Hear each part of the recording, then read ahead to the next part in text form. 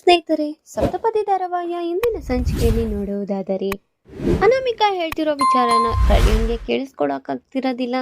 ಅವ್ರ ಅತ್ತಿಗೆ ಬಗ್ಗೆ ವಿರುದ್ಧ ಮಾತಾಡ್ತಾ ಇರೋದನ್ನ ನೋಡಿ ಸಾಕು ಅನಾಮಿಕಾ, ಇನ್ನ ಮಾತಾಡಿದ್ದು ನಿಲ್ಸು, ನಮ್ಮ ಅತ್ತಿಗೆ ಬಗ್ಗೆ ನೀನು ಆ ರೀತಿ ಮಾತಾಡೋದನ್ನ ಹಿಡ್ಕೊಳಕ್ ಹೋಗ್ಬೇಡ ಅಂತ ವಾರ್ನ್ ಮಾಡ್ತಾ ಇರ್ತಾನೆ ಕಲ್ಯಾಣ್.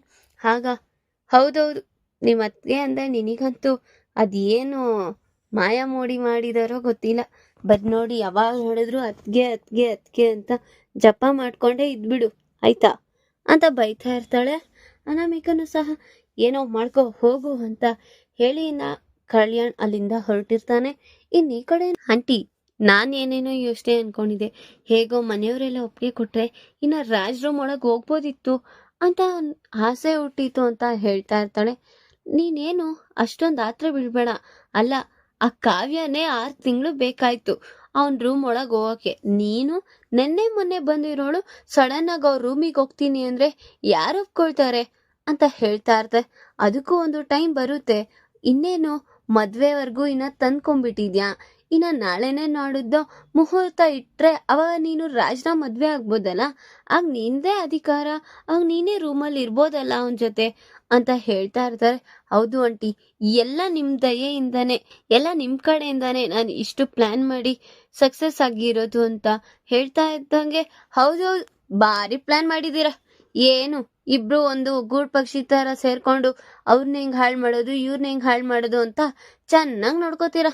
ಫಸ್ಟು ಈ ಮಗುನ ನೋಡ್ಕೊಳ್ಳೋದನ್ನ ಕಲಿ. ಹಾ, ಏಂತಕ್ಕೆ ನಾನ್ ಯಾಕೆ ನೋಡ್ಕೋಬೇಕು?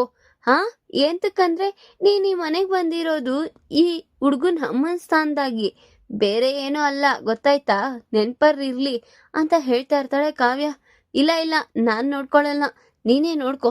ಹೋ, ಹಾಗಾದ್ರೆ ಮನೆ ಮಂದಿಯವ್ರಿಗೆಲ್ಲರಿಗೂ ಗೊತ್ತಾಗುತ್ತೆ ನೀನ್ ಈ ಮಗುಗೆ ಹೆತ್ತಮ್ಮನೇ ಅಲ್ಲ ಅಂತ ಅವ್ರಿಗೆ ಗೊತ್ತಾಗುತ್ತೆ, ಆಗ ನೀನು ಬಾಯಿ ಇಟ್ಕೊಂಡು ಲಬಲಬ ಅಂತ ಬಡ್ಕೊ, ಆಗ ನನ್ಗೂ ಖುಷಿ ಆಗುತ್ತೆ ಅಂತ ಹೇಳ್ತಾ ಇರ್ತಾಳೆ ಕಾವ್ಯ.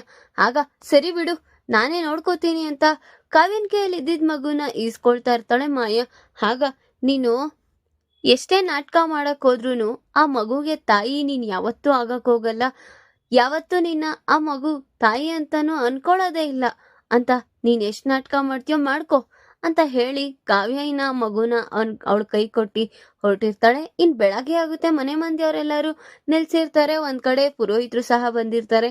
ಆಗ ಪುರೋಹಿತರು ಅವರಿಗೆ ಅಪರ್ಣ ಅವರು ಒಳ್ಳೆ ಮುಹೂರ್ತ ಯಾವ್ದು ಒಳ್ಳೆ ಟೈಮ್ ಇದೆಯೋ ಅದನ್ನ ನೋಡಿ ಮುಹೂರ್ತ ಹಿಡಿಯ ಪುರೋಹಿತ್ರೆ ಅಂತ ಅಪರ್ಣ ಹೇಳ್ತಿದ್ದಾಗೆ ರಾಜ್ಗೆ ತುಂಬಾ ಶಾಕ್ ಆಗಿರುತ್ತೆ. ಈ ಕಡೆ ನೋಡಿದ್ರೆ ಯಾರಿಗತ್ತೆ ಅಂತ ಅನಾಮಿಕಾ ಕೇಳ್ತಿದ್ರೆ, ಇನ್ಯಾರಿಗೆ? ರಾಜ್ಗೆ ಮತ್ತೆ ಆ ಮಾಯಾಗೆ ಅಂತ ಹೇಳ್ತಾ ಇರ್ತಾರೆ.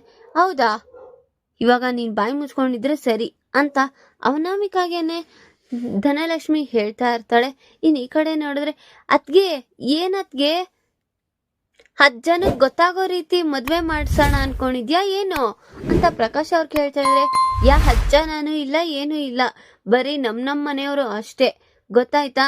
ಈಗ ಹೇಳ್ತಾ ಇದೀನಲ್ವಾ, ನಮ್ ಮನೆಯವರೇ, ಯಾರಿಗೂ ಗುಟ್ಟು ರಟ್ಟಾಗದೆ ಇರಂಗೆ ನಮ್ ಮನೇಲೆ ಮದ್ವೆ ಮಾಡ್ಸೋದು ಅಂತ ಅಪರ್ಣ ಅವ್ರು ಹೇಳ್ತಾ ಇದ್ದಂಗೆ ಕಾವ್ಯಗೂ ಸಹ ಬೇಜಾರಾಗ್ತಾ ಇರುತ್ತೆ. ಇನ್ ಈ ಕಡೆ ನೋಡಿದ್ರೆ ಮಾಯಾಗೂ ಮತ್ತೆ ನಾಗವೇಣಿಗೂ ತುಂಬಾ ಖುಷಿ ಆಗ್ತಾ ಇರುತ್ತೆ. ಆಗ ಪುರೋಹಿತರು ನೋಡಿ, ಹೌದು ಮದ್ವೆ ಯಾರಿಗೆ ಅಂತ ಕೇಳ್ತಾ ಇರ್ತಾರೆ. ಆಗ ಒಂದು ಕೋಗಿಲೆ ಊರ್ ಮುಂಚೆ ಕೂಗಿದೆ ಪುರೋಹಿತ್ರೆ, ಅದಕ್ಕೆ ಈಗ ಆ ಕೋಗಿಲೆಗೆ ಮದುವೆ ಮಾಡ್ಸೋಣ ಅಂತ ಇದೀವಿ. ಹಾ, ಏನಮ್ಮ ಹೇಳ್ತಿದ್ಯಾ ಅಂತ ಸ್ವಪ್ನನ ಕೇಳ್ತಾ ಇರ್ತಾರೆ. ಆಗ ಕವಿ ಅವ್ರೆ, ನಿಮ್ ಭಾಷೆ ಕವಿ ಭಾಷೆಯಿಂದಾನೇ ಹೇಳಿ, ಅವ್ರಿಗೆ ಗೊತ್ತಾಗುತ್ತೆ ಅಂತ ಹೇಳ್ತಾ ಇರ್ತಾರೆ. ಆಗ ಕವಿ ಚೀಸವ್ ಮಾಯಮ್ಮ ದೇವಿ ಮಾಯಾ ಅವ್ರಿಗೆ ಹೆಸರಿಗೆ ಅಂತ ಹೇಳ್ತಾ ಇದ್ದಂಗೆ, ಏನೆಲ್ಲ ಮಾಯ ಆಗೇ ಇದೆ ಅಂತ ಹೇಳ್ತಾ ಇರ್ತಾರೆ. ಪುರೋಹಿತ ಸಹ ಹೌದು ಪುರೋಹಿತ್ರೆ, ಎಲ್ಲ ಮಾಯ, ಏನು ಮಾಯಾಗಾತಿನೇ ಅವಳು ಅಂತ ಹೇಳ್ತಾ ಇದ್ದಂಗೆ ಇನ್ನ ನಾಗವೇಣಿ ಬಂದಿ, ಸಾಕು, ಆ ಹುಡ್ಗಿ ಹೆಸರು ಮಾಯಾ ಅಂತ, ಮತ್ತೆ ವರ ಯಾರು? ಇನ್ಯಾರು? ರಾಜ್ ಅಂತ ಹೇಳ್ತಾ ಇರ್ತಾಳೆ ನಾಗವೇಣಿ. ಅದನ್ನ ನೋಡಿ ಪುರೋಹಿತರಿಗೂ ಶಾಕ್ ಆಗಿರುತ್ತೆ. ಆಗ ರಾಜ್ಗೆ ಕಾವ್ಯ ಇದ್ದಾಳಲ್ವಾ? ಮತ್ತೆ ಹೌದು ಪುರೋಹಿತ್ರೆ, ಹೀಗಾದ್ರೂ ನಿಮಗೆ ಗೊತ್ತಾಯ್ತಾ ಅಂತ ಅಪರ್ಣ ಹೇಳ್ತಿದಂಗೆ ಇನ್ನ ಸ್ವಪ್ನ ಎಲ್ಲ ಹೇಳ್ತಾಳೆ. ಏನೋ ಈಗ ರಾಜ್ಗೆ ಈಗ 2ನೇ ಮದ್ವೆ ಪುರೋಹಿತ್ರೆ ಅಂತ ಹೇಳಿ ಗೊತ್ತಾಯ್ತಲ್ವಾ ಪುರೋಹಿತ್ರೆ, ಇಡಿ ಅಂತ ಹೇಳ್ತಾ ಇದ್ದಂಗೆ ಸರಿ ಅಂತ ಪುರೋಹಿತರು ಸಹ ಒಪ್ಕೊಂಡಿರ್ತಾರೆ. ಈ ಕಡೆ ನೋಡಿದ್ರೆ ಸುಭಾಷ್ ಅವರು ಈಗಾದ್ರೂ ನಾನು ನಿಜ ಒಪ್ಕೊಂತೀನಿ ಬಿಡು ರಾಜ್ ಅಂತ ಹೇಳ್ತಾ ಇದ್ರು. ಬೇಡ ಅಂತ ಕಾವ್ಯ ಮತ್ತೆ ರಾಜ್ ಇಬ್ರು ತಡ್ದಿರ್ತಾರೆ. ಇಷ್ಟ ದಿವಸನೇ ತಡ್ದಿದ್ದೀರಂತೆ, 2 ದಿವಸ ತಡಿಯಕ್ಕಾಗಲ್ವಾ ಮಾವವ್ರೆ, ಸುಮ್ನೆ ಇರಿ ಅಂತ ಕಾವ್ಯ ಹೇಳಿ ತಡಿಸ್ತಾ ಇರ್ತಾಳೆ. ಈ ಕಡೆ ನೋಡಿದ್ರೆ 2 ದಿವಸದಲ್ಲಿ ಒಂದು ಬ್ರಹ್ಮಾಂಡವಾದ ಮುಹೂರ್ತ ಇದೆ, ಅದನ್ನೇ ಫಿಕ್ಸ್ ಮಾಡ್ಸೋಣ ಅಂತ ಕೇಳ್ಬೇಕಾದ್ರೆ ಅದನ್ನೇ ಫಿಕ್ಸ್ ಮಾಡಿಸಿ ಅಂತ ಹೇಳ್ತಾ ಇರ್ತಾಳೆ. ಅಪರ್ಣ ಅವರು ಸಹ ಸರಿ ಅಂತ ಆ ಮದ್ವೆಗೆ ಮುಹೂರ್ತನ ಫಿಕ್ಸ್ ಮಾಡಿ ಅಲ್ಲಿಂದ ಹೊರಟಿರ್ತಾರೆ ಪುರೋಹಿತರು. ಧಾರಾವಾಹಿಯ ಪ್ರತಿಯೊಂದು ಸಂಚಿಕೆ ತಪ್ಪದೇ ನೋಡಬೇಕಾದರೆ ನಮ್ಮ KTVS 360 ಚಾನಲ್ಗೆ ಸಬ್ಸ್ಕ್ರೈಬ್ ಮಾಡ್ಕೊಳ್ಳಿ. ಹಾಗೆ ಪಕ್ಕದಲ್ಲಿರುವ ಬೆಲ್ ಬಟನ್ ಅನ್ನು ಪ್ರೆಸ್ ಮಾಡಿ ಅದರಲ್ಲಿ ಆಲ್ ಆಪ್ಷನ್ ಸೆಲೆಕ್ಟ್ ಮಾಡ್ಕೊಳ್ಳಿ. ಇದರಿಂದ ನಾವು ರಿಲೀಸ್ ಮಾಡುವಂತಹ ಸಂಚಿಕೆ ಅಪ್ಡೇಟ್ ನೋಟಿಫಿಕೇಶನ್ ಸಿಗುತ್ತೆ. ನಿನ್ಗೇನಾದ್ರೂ ತಲೆ ಇದೆಯಾ ಇಲ್ವಾ ಕಳಾವತಿ? ಯಾಕ್ರಿ ನನಗೆ ಯಾಕೆ ಬೈತಿದ್ದೀರಾ? ಮತ್ತೆ ನೋಡು ಅಲ್ಲೋಡು, ಅಮ್ಮ ಮುಹೂರ್ತನೂ ಫಿಕ್ಸ್ ಮಾಡಿದ್ರು. ಈಗ ನಾನು ಏನ್ ಮಾಡಿ ಸಾಯ್ಲಿ? ಆ ಮಾಯನ್ನೇ ಗಂಟ್ ಕಟ್ಕೊಂಡ್ ಸಾಯ್ಬೇಕಾ? ಹಾಗೆ ಯಾರು ಬೇಡ ಅಂದ್ರು? ಏನ್ ಅಷ್ಟ್ ಬೇಗ ಪ್ಲೇಟ್ ಚೇಂಜ್ ಮಾಡಿ ಮಾತಾಡ್ತಾ ಇದ್ಯಾ? ನಾನೇನ್ರಿ ಮಾಡ್ದೆ? ಅತ್ತೆ ಹೇಳಿರೋ ಮಾತಿಗೆ ಕಟ್ನಿಟ್ಟಾಗಿ ಮುಹೂರ್ತನೂ ಫಿಕ್ಸ್ ಆಯ್ತು, ಡೇಟ್ ಸಹ ಫಿಕ್ಸ್ ಆಯ್ತು. ಇನ್ನೇನ್ 2 ದಿವಸದಲ್ಲಿ ನಿಮ್ಗೂ ಮಾಯಂಗೂ ಮದ್ವೆ ಹಾಗೆ ಖುಷಿಯಾಗಿ ಸಂಸಾರ ನಡೆಸಿ. ಏನ್ ಮಾತಾಡ್ತಾ ಇದ್ಯಾ? ನನಗೆ ಇಲ್ಲಿ ತಲೆ ಚಿಟ್ಟಿ ಹಿಡಿತಾ ಇದ್ರೆ ನೀನ್ ನನಗೆ ಆಟ ಆಡಿಸ್ತಾ ಇದ್ಯಾ? ನಿನಗೆ ಯಾವಾಗ ಸಿಗುತ್ತೋ ಅದನ್ನೇ ಎಂಜಾಯ್ ಮಾಡೋದೇ ಅಲ್ವಾ? ಈಗ ನಾನು ನರ್ಕದಲ್ಲಿದ್ರೆ ನಿನಗೆ ಖುಷಿ ಅನ್ನಿಸ್ತಿದೆ, ನಾನಿಲ್ಲಿ ಸಾಯ್ತಾ ಇದ್ದೀನಿ, ಏನಪ್ಪ ಮಾಡೋದು ಅಂತ. ನೀನ್ ನೋಡಿದ್ರೆ ನನ್ನ ಆಡ್ಕೊಂತ ಇದ್ಯಾ? ಹಾಡ್ರಿ, ಯಾರ್ ಬೇಡ ಅಂದ್ರು? ನೀವೀಗ ನಾನು ಏನಾದ್ರೂ ಅಡ್ಡ ಇದ್ದೀನಾ? ಇಲ್ಲ ಅಲ್ವಾ? ಅತ್ತೆ ಹೇಳಿರೋ ಮಾತಿಗೆ ತಕ್ಕನಾಗೆ ನಾನು ನೋ ಅಬ್ಜೆಕ್ಷನ್ ಲೆಟರ್ ಮೇಲೆ ಬರ್ಕೊಟ್ಟಿದ್ದೀನಲ್ವಾ, ಇನ್ನೇನು ಅಂತ ಹೇಳ್ತಾ ಇರ್ತಾರೆ. ಯಪ್ಪ ದೇವ್ರೆ, ಇವಳ ಹತ್ರ ಮಾತಾಡಕ್ಕಾಗಲ್ಲ, ಏನಾದ್ರೂ ನಾನೇ ಮಾಡಿ ಸಾಯ್ಬೇಕು ಅಂತ ರಾಜ್ ಸಹ ಮನ್ಸಲ್ಲಿ ಅನ್ಕೊಂತಾ ಇರ್ತಾನೆ. ಕಾವ್ಯ ಅಲ್ಲಿಂದ ಹೊರಟಿರ್ತಾಳೆ. ಅಟ್ ಎ ಟೈಮ್ಗೆ ಅಪ್ಪು ಕಾಲ್ ಮಾಡಿ, ಅಕ್ಕ ಎಲ್ಲಿದ್ಯಾ? ಹೊರಟೋದಿರ್ಲಿ ಕಣೆ, ಏನ್ ಮಾಡ್ಲೆ? ಇಲ್ಲಿ ನೋಡಿದ್ರೆ ಮುಹೂರ್ತ ಅವೆಲ್ಲ ಫಿಕ್ಸ್ ಮಾಡ್ತಾ ಇದ್ದಾರೆ. ಅಕ್ಕ ನಾನು ಹೇಳ್ದೆ ತಾನೆ ನಿಜವಾಗ್ಲೂ ಮಾಯಾ ಇವತ್ತು ಬರ್ತಾಳೆ ಅಂತ, ಬೇಗ ಸ್ಟಾರ್ಟ್ ಆಗಕ್ಕ ಅಂತ ಹೇಳ್ತಾ ಇದ್ದಂಗೆ ಆ ಕಡೆಯಿಂದ ನಾಗವೇಣಿ ಕಾವ್ಯ ಮಾತಾಡ್ತಾ ಇರೋದನ್ನ ಕೇಳಿಸ್ಕೊಂತಾ ಇರ್ತಾಳೆ. ಹಾಗಾದ್ರೆ ನಿಜವಾಗ್ಲೂ ಮಾಯಾ ಇವತ್ತು ಸಿಕ್ಕಿದ್ರೆ ನಮ್ಗೆ ಒಳ್ಳೇದಾಗುತ್ತೆ ಅಪ್ಪು, ಇಲ್ಲ ಅಂದ್ರೆ ನನಗೆ ಕಷ್ಟ ಆಗುತ್ತೆ ಅಂತ ಹೇಳ್ತಾ ಇದ್ನ ನೋಡಿ. ಅದನ್ನ ಕೇಳಿಸ್ಕೊಂಡ್ಬಿಡ್ತಾಳೆ ನಾಗವೇಣಿ. ಓಹೋ, ಏನು ಇಷ್ಟು ಮುಂದೆ ಇದ್ದಾಳೆ ಇವಳು?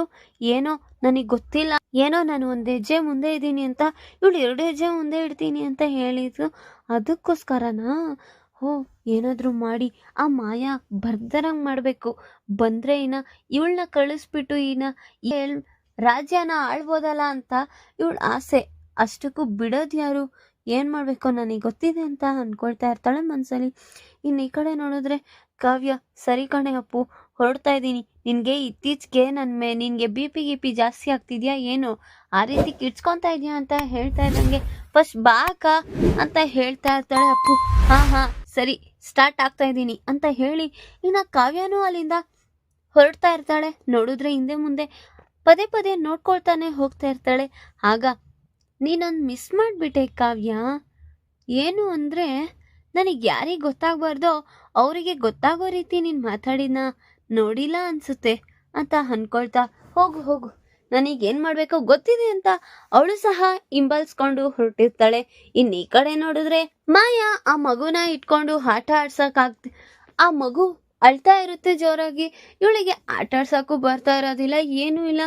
ಆಗ ಮನೆ ಮಂದಿಯವರೆಲ್ಲ ಏನಾಯ್ತು ಆ ಮಗುಗೆ, ಅದ್ಯಾಕೆ ಹಾಗೆ ಅಳ್ತಿದೆ? ಅಯ್ಯೋ ಗೊತ್ತಿಲ್ಲ ಅಜ್ಜಿ, ಅವಾಗಿಂದ ಹಾಗೆ ಹೇಳ್ತಿದೆ. ನೀನೊಂದು ಹೆತ್ತ ತಾಯಿನ ಎತ್ಕೋಬೇಕಲ್ವಾ, ಎತ್ಕೊಂಡ್ರೆ ಹಳು ನಿಲ್ಲಿಸ್ತಾನ ಅಂತ ಕೇಳ್ತಾ ಇರ್ತಾಳೆ ಮಾಯಾ. ಏನೋ ಈ ರೀತಿ ಕೇಳ್ತಾ ಇದೆಯಾ? ನೀನ್ ನಿಜವಾಗ್ಲೂ ಮಗುಗೆ ತಾಯಿನೋ ಇಲ್ವೋ ಅಂತ ಧನಲಕ್ಷ್ಮಿನೂ ಕೇಳ್ತಾ ಇರ್ತಾರೆ. ಆಗ ತಾಯಿನೇ, ಆದ್ರೆ ಏನ್ ಮಾಡೋದು, ನಿಮ್ ಮಗ ಮಾಡಿರೋ ಕೆಲಸದಿಂದ ಆ ಮಗುನ ನನ್ನ ಹತ್ರನೂ ಬೆಳೆಯಕ್ ಬಿಡ್ದಿರಾ ಹಿಂಗ್ ಕರ್ಕೊಬಂದ್ ಬಿಟ್ಬಿಟ್ರೆ ಏನಂತ ಅನ್ಕೋಬೇಕು ಅಂತ ಹೇಳ್ತಾ ಇದ್ದಂಗೆ ಅದನ್ನು ನೋಡಿ ಅವರು ಸಹ ನಂಬ್ತಾ ಇರ್ತಾರೆ. ಇದನ್ನು ನಿಜಾನೇ ಅಲ್ವಾ ಅತ್ತೆ ಅಂತ ಹೇಳ್ತಿದ್ದಂಗೆ ಸಾಕು, ನೀನ್ ನೋಡ್ತಾ ಇದ್ರೆ ನನಗೆ ನೀನ್ ನಿಜವಾಗ್ಲೂ ಅಮ್ಮನೋ ಇಲ್ವೋ ಅಂತ ನನಗೆ ಡೌಟ್ ಹೊಡಿತಿದೆ ಅಂತ ಹೇಳ್ತಾ ಇರ್ತಾರೆ ಇಂದ್ರಾದೇವಿಯವರು ಸಹ. ಇನ್ನ ಮೇಲಿಂದ ರಾಜ್ ನೋಡ್ತಾ ಇದ್ದಂಗೆ, ಅಯ್ಯೋ ಆ ಮಗು ತುಂಬಾ ಹೇಳ್ತಿದ್ಯಲ್ಲ, ಆ ಮಗು ನನಗೆ ಮತ್ತೆ ಕಳಾವತಿಗೆ ಅಷ್ಟೇ ಕನೆಕ್ಟ್ ಆಗಿರೋದು, ಏನಪ್ಪ ಮಾಡೋದು ಅಂತ ಮೌನವಾಗಿ ನಿಂತ್ಕೊಂಡು ಯೋಚನೆ ಮಾಡ್ತಾ ಇರ್ತಾನೆ. ಹೋಗ್ಲಿ ಎತ್ಕೊಂಡು ಹಾಲ್ಗಿಲ್ ಕುಡ್ಸು, ಹೊಟ್ಟೆಗೆ ಏನಾದ್ರೂ ತಿನ್ಸಿದ್ಯಾ ಇಲ್ವೋ ಅಂತ ಕೇಳ್ತಾ ಇರ್ತಾರೆ ಅಪರ್ಣವರು. ಬೇಬಿ ಫುಡ್ ತಿನ್ಸಿದೀನಿ, ಮತ್ತೆ ಇನ್ಯಾಕೆ ಆ ರೀತಿ ಹೇಳ್ತಿದೆ ಅಂತ ಕೇಳ್ತಾ ಇರ್ತಾರೆ ಸ್ವರಾಜ್ ಅವ್ರ ಅಜ್ಜಿ. ನಂಗೂ ಗೊತ್ತಿಲ್ಲ ಅಜ್ಜಿ, ನಿನಗೆ ನಿಮ್ಮ ಅತ್ತೆನೇ ಹೇಳಿದಾರೆ ತಾನೆ ಅತ್ತೆ ಅಂತ ಕೂಗ್ಬೇಡ ಅಂತ, ಇನ್ನ ನೀನೇ ನನ್ನ ಅಜ್ಜಿ ಅಂತ ಕೂಗೋದು ಅಂತ ಹೇಳ್ತಿದಂಗೆ ಅವ್ರಿಗೆ ಕೋಪ ಬರ್ತಾ ಇರುತ್ತೆ. ಆಗ ಫಸ್ಟು ಆ ಮಗು ಕರ್ಕೊಂಡೋಗಿ ದೃಷ್ಟಿ ತೆಗ್ದ್ಬಿಟ್ಟು ಆರಾಮಾಗಿ ಜೋಗುಳದಲ್ಲಿ ಹಾಕಿ ಮಲಗ್ಸು ಅಂತ ಹೇಳಿ ಬೈದ್ ಕಳಿಸ್ತಾ ಇರ್ತಾರೆ. ಇನ್ ಈ ಕಡೆ ನೋಡಿದ್ರೆ ರಾಜ್ ಸಹ ಹಾಗೆ ಮೌನವಾಗಿ ನೋಡ್ತಾ ನಿಂತಿರ್ತಾನೆ. ಇನ್ನ ಅಪರ್ಣ ಅವರು ಹೇಳಿದ್ದು ಸರಿಯಾಗಿ ಇದೆಯಲ್ಲ ಅಂತೆ ಅಂತ ಹೇಳ್ತಾ ಇದ್ದಿದ್ದ ಅಪರ್ಣ ಅವ್ರು ಹೇಳ್ತಾ ಇರೋದನ್ನ ನೋಡಿ ಸ್ವರಾಜ್ ಅವ್ರ ಅಜ್ಜಿಗೆ ಕೋಪ ಬರ್ತಾ ಇರುತ್ತೆ. ಈಗ ಕಾವ್ಯ ಹೊರಟಿದ್ದಾಳೆ ಅಪ್ಪು ಜೊತೆ ಹುಡ್ಕೊಂಡ್ ಬರೋದಿಕ್ಕೆ ಅಂತ. ಅದ್ರ ಹಿಂದೆ ನಾಗವೇಣಿಗೂ ನಿಜವಾಗ್ಲೂ ಮಾಯನ್ ಕರ್ಕೊಂಡ್ ಬರೋದಿಕ್ ಹೊರಟಿದಾರಲ್ಲ ಅಂತ ಅವಳು ಸಹ ಹಿಂಬಾಲಿಸ್ಕೊಂಡು ಹೊರಟಿದ್ದಾಳೆ. ಈಗ ನಿಜವಾಗ್ಲೂ ಮಾಯಾ ಅವ್ರಿಬ್ರು ಕೈಗೆ ಸಿಗ್ತಾಳ ಅಥವಾ ನಾಗವೇಣಿ ಏನಾದ್ರೂ ಮತ್ತೆ ಮತ್ಲಬ್ ಮಾಡ್ತಾಳ? ಈ ಕಡೆ ನೋಡಿದ್ರೆ ಮಾಯಾ ಮಗುನ ನೋಡ್ಕೊಳಕ್ ಬರ್ತಾ ಇಲ್ಲ. ಈಗ ಮನೆ ಮಂದಿಯವ್ರಿಗೆಲ್ಲರಿಗೂ ಇವಳು ನಕಲಿ ಅಮ್ಮ ಅಂತ ಗೊತ್ತಾಗುತ್ತಾ ಅನ್ನೋದು ನಮ್ಮ ಮುಂದಿನ ಭಾಗದಲ್ಲಿ ತಿಳಿಸ್ಕೊಡ್ತೀನಿ. ಈ ವಿಡಿಯೋ ಇಷ್ಟ ಆದ್ರೆ ಲೈಕ್ ಮಾಡಿ, ನಿಮ್ಮ ಫ್ರೆಂಡ್ಸ್ ಹಾಗೆ ನಿಮ್ಮ ರಿಲೇಟಿವ್ಸ್ಗೂ ಶೇರ್ ಮಾಡಿ ಅಂಡ್ ಕಮೆಂಟ್ ಮಾಡಿ. Thanks for watching.